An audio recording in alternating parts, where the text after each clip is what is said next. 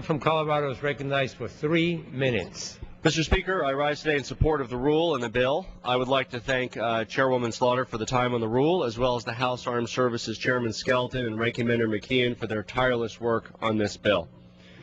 Their job is not easy. Our nation faces a war on 2 fronts and growing threats to our security here and abroad, as our economy struggles to recover from a meltdown. The resources we have available to devote to these problems are under increasing pressure. It's time we bring our troops home from both Iraq and Afghanistan. I commend President Obama and his efforts to end our military presence in Iraq and look forward to helping him achieve this goal soon. I'm concerned, however, about the possible increase of troops in Afghanistan. We cannot achieve peace through the occupation of an entire country. The occupation of Afghanistan will not help us defeat the very real threat of al-Qaeda. We need to take a new look at our policy, moving towards targeted operations against al-Qaeda rather than the occupation of an entire country, and this can only come about through discussion and debate. We need an exit strategy for Afghanistan, a plan for peace.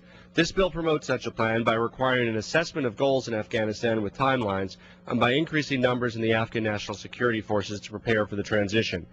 Recognizing, however, that this authorization will inevitably also continue war efforts inherited from the previous administration, I take great pause in deciding to support it. But at its heart, this authorization is about more than our policy towards Iraq and Afghanistan. Mr. Speaker, I strongly support this authorization today because in doing so, Congress finally, after nearly a decade of debate, has the opportunity to pass historic hate crimes legislation. My home state of Colorado has long had hate crimes legislation on the books, including gays and lesbians, and I'm proud to stand before you as a representative of the 2nd Congressional District and as an original co-sponsor of the Local Law Enforcement Hate Crimes Prevention Act of 2009, which is included in this defense authorization bill. Our hate crimes legislation expands federal jurisdiction to investigate and prosecute hate crimes and provides law enforcement with another means of ensuring that the safety and rights of all Americans are protected. It offers federal protection for victims of hate crimes targeted because of their race, color, religion, national origin, sexual orientation, gender identity, or disability, as well as protecting men and women who proudly wear the uniform of the United States from hate crimes. It also provides assistance to state and local law enforcement agencies and amends federal law to aid in the prosecution of bias-motivated crimes. Hate crimes are not limited to the LGBT community. They occur every day in every state and perpetuate a climate of fear throughout minority communities. What makes these crimes so odious is that they are not just crimes against individuals, they're crimes against entire communities and create environments of fear in entire communities.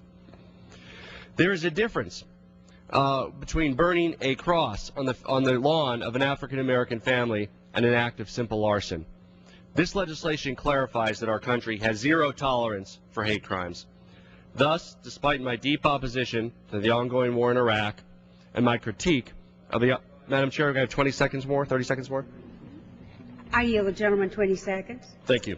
I rise in support today, despite my opposition to the war, of the 2009 Defense Reauthorization Bill and thank Chairman Skelton and Ranking Member McKeon for including the hate crimes bill and bringing this historic legislation to the floor of the House and to the desk of the President of the United States of America. Yield back.